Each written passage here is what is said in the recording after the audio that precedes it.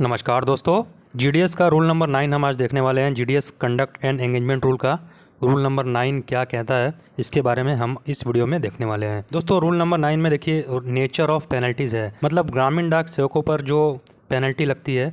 अगर कोई ग्रामीण डाक सेवक किसी कार्य में दोषी पाया गया, ऑन ड्यूटी दोषी पाया गया, अगर उसने कुछ गलत किया है, डिपार्टमेंटल फ्रॉड किया है, या कुछ अपने ड्यूटी के दौरान कुछ गलती अगर ग्रामीण डाक सेवक से हो गई है, तो इस केस में पेनल्टी लगाई जाती है डिपार्टमेंट द्वारा उस पर। तो उसी के नेचर को हम डिस्कस करेंगे, नेचर ऑफ पेनल्टीज़। इसमें मेजर पेनल्टी आता है, माइनर पेनल्टी भी आता है, और माइनर में क्या क्या कौन सी गलतियाँ आती हैं, क्या क्या सज़ा मिल सकती हैं। मेजर पेनल्टी है तो उसके लिए कौन सी सज़ा का प्रावधान है ग्रामीण डाक सेवकों के लिए, इस वीडियो में हम देखने वाले हैं। तो सबसे पहले देखिए दोस्तों, the following penalties may for good and sufficient reasons and as hereinafter provided to be imposed by the engaging authority namely. तो देखिए दोस्तों, ये सबसे पहले माइनर पेनल्टी हम देखेंगे। सबसे पहले दोस्तों इसमें सेंस्योर, नंबर फर्स्ट पॉइंट में आप देखिए सेंस्योर। इसका मतलब होता है सिर्फ आपको फटकार लगा दिया जाएगा। कोई भी ग्रामीण डाक सेवक अगर दोषी पाया जाता है किसी काम में, तो उसको फटकार लगाकर छोड़ दिया जाएगा, मतलब डांट कर उसको छोड़ दिया जाएगा। हो सकता है इसमें वार्निंग भी दे दी जाए, लेकिन इसमें ज़्यादा कुछ नहीं किया जाता है, बस आपको एक वार्निंग देकर आपको छोड़ दिया जाता है। तो ये फर्स्ट है, माइनर पेनल्टी का फर्स्ट पॉइंट था। सेकंड में देखिए डी बैरिंग ऑफ ए सेवक from appearing in the recruitment examination for the post of multitasking staff, postman or mail guard, and or being considered for recruitment as postal assistant, sorting assistant for a period not exceeding 3 years।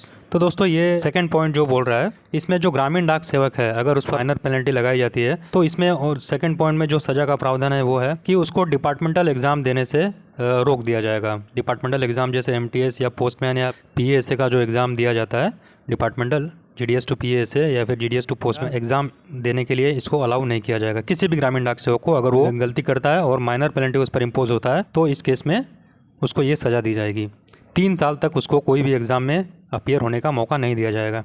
Third point में देखिए D bearing of a sevak from being considered for recruitment to MTS on the basis of selection cum seniority for a period not exceeding 3 years। तो ऊपर जो हमने देखा वो departmental exam का था, लेकिन तीसरे पॉइंट में क्या है, इसमें जो सीनियरिटी बेस पे एमटीएस के पोस्ट पे एब्जॉर्ब किया जाता है ग्रामीण डाक सेवकों को, वो भी नहीं किया जाएगा।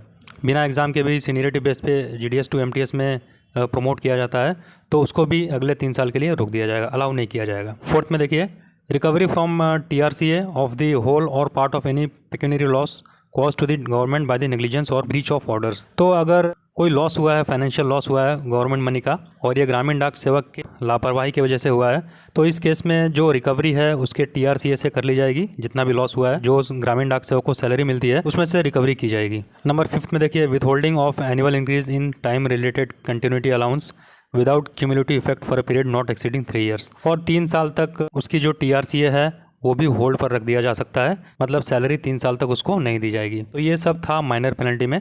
अब दोस्तों हम लोग देखते हैं मेजर पेनल्टी में क्या है। दोस्तों मेजर पेनल्टी में थोड़ा ज़्यादा टफ इसमें डिसीजन लिया गया है डिपार्टमेंट द्वारा, तो इसको भी हम लोग डिस्कस कर लेंगे, और इसके बारे में भी आप सभी को जानना जरूरी है। जो भी ग्रामीण डाक सेवक कार्य कर रहे हैं उनको इस बारे में जानना जरूरी है। देखिए दोस्तों, इसमें reduction to a lower stage in TRCA slab, मतलब टीआरसीए का स्लैब जो होगा लेवल 1 लेवल 2 जो भी होता है स्लैब, तो इसमें आपको डिमोशन कर दिया जाएगा, मतलब लेवल लो कर दिया जाएगा, लोअर लेवल पे आपको ला दिया जाएगा टीआरसीए स्लैब के अंदर। कितने दिनों के लिए जो आपका स्लैब है वो रिड्यूस कर दिया जाएगा, तो 3 साल या 3 साल से ज़्यादा भी इसको रिड्यूस किया जा सकता है। उसके बाद compulsory discharge from engagement with monetary benefits, that is SDBS GDS gratuity to engagement period rendered by GDS. Compulsory retire कर दिया जाएगा किसी भी ग्रामीण डाक सेवक को, अगर वो मेजर पेनल्टी के अंदर में उसकी मिस्टेक है जो आती है, तो उसको कंपलसरी डिस्चार्ज का भी प्रावधान है मेजर पेनल्टी के अंदर। जो भी ग्रेचुइटी मिलनी है या फिर जो सर्विस डिस्चार्ज बेनिफिट स्कीम है, जो भी रिटायरमेंट बेनिफिट्स है, उसको सर्विस पीरियड के रेशियो में देकर उसको कंपलसरी डिस्चार्ज कर दिया जाएगा, मतलब रिटायर कर दिया जाएगा।